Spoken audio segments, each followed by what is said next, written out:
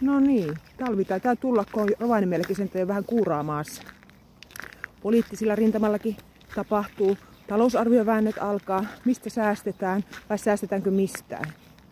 Uutta kaupunginjohtajaa valitaan. 4 ehdokasta on jatkohaastatteluissa.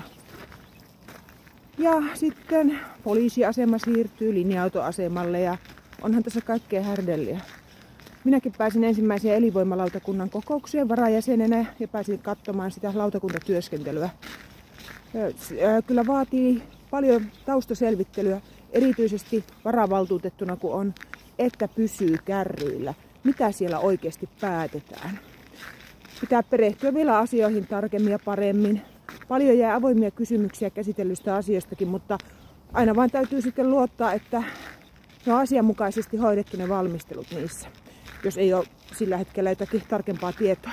Mutta mä jatkan Viken kanssa. Täällä on muuten mahtava keli.